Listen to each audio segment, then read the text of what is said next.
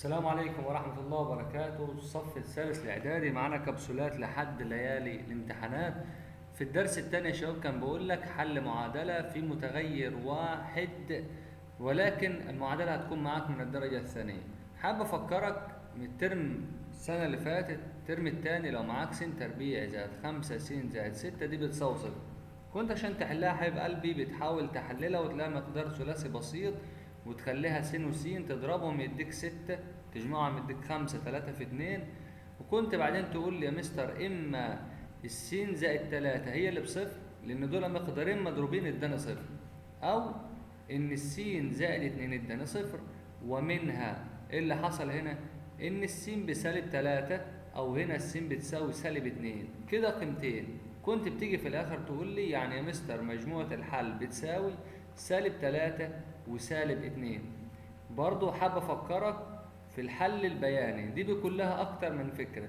لما قطع السين في نقطتين يبقى ليها حلان، لما قطع السين في نقطة واحدة ودي لها حل واحد، لما ما قطعش السين في اي منطقة بس ما قطعش محور السينات والمحور الافقي وكده ما لهاش حل.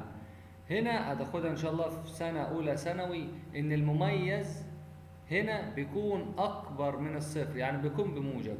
هنا المميز اصلا بيساوي صفر وهنا المميز هيكون سالب. ايه المميز يا مستر؟ دي الحاجة اللي انت يا حبيب قلبي بتشوفها في القانون العام. طبعا الناس الشاطرة اللي فاكرة القانون العام، ايوه ممتازين، هنقول ثانية مع بعض. في القانون العام يا شباب كان بيقول لي ان السين بتساوي سالب ب موجب او سالب جذر الباء تربيع ناقص 4 الف ج على 2 باء. تنسى اسمك وتحفظ القانون ده.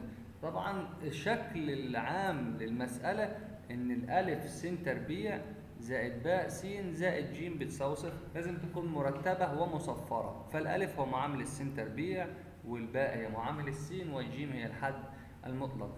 معانا مثال كده بسيط هنحاول ان شاء الله نوضحه في الجزئية دي. بيقول لي لو معاك س ناقص واحد دي بتساوي 4، عايز الحل بتاعها. طبعا السين هتضرب اللي جوه، ضرب حد في مقدار اولى اعدادي في الترم الاول، هتبقى س تربيع ناقص س بتساوي 4، هتيجي هنا يا استاذ بالسالب تبقى سالب 4 بتساوي صفر. اقدر من الشكل ده ان استخرج الالف بواحد، استخرج الباء بسالب واحد، واستخرج الجيم بسالب 4. هاخدها جري واعوض في القانون العام. هقول له ان السين بتساوي سالب ب، يعني غير الاشاره دي، ان هنا بالسالب هتنزل بالموجب، موجب او سالب جذر. باء تربيع هربع تبقى واحد ناقص 4 في الف في ج على 2 في الف، 2 في 1 ب2. يعني يا مستر واحد موجب او سالب جذر، سالب في سالب بموجب، 1 و16 تصبح 17 على الاتنين. كده اما السين هتبقى 1 زائد جذر 17 على 2، او ان السين بواحد ناقص جذر 17 على 2. عايز اشوف دي قيمتها كام ودي قيمتها كام يا مستر عشان اكتبهم. طبعا مش بيتكتبوا في جذور. عشان تشوفها حبيب قلبي بدل ما لسه بتكتب الشكل الكبير ده على الآلة بتاعتك، لا، استخرج الآلة وقول له مود 5 3، وقول له الألف كانت بكام؟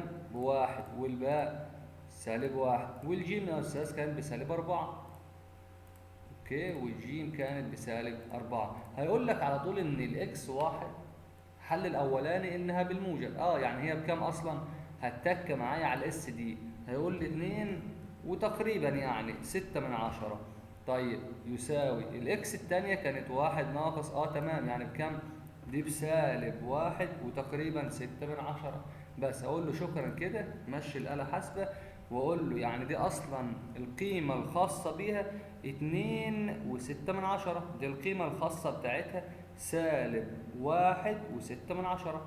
اكتبهم وبكده يبقى انتهى شرح الدرس الثاني باستخدام القانون العام. اهم حاجة تكتبهم. وقلنا لو لمس السين في نقطتين يبقى لها حلين وتبقى القيمة دي موجبة. لو خدنا بالنا دي ال17 موجبة عشان كده طلع حلين. لو كانت سالبة ما كانش هيبقى لها حلول. لو كانت بصفر هيبقى لها حل واحد، يعني لو القيمة دي أصلا بصفر هتبقى السين بنص على طول، حل واحد. القيمة اللي تحت دي كلها اسمها مميز. مميز. أتمنى أكون فدتكم من جزء بسيط. فكركم بالشعار بتاعنا مع مستر همام الرياضة في التمام. سلام.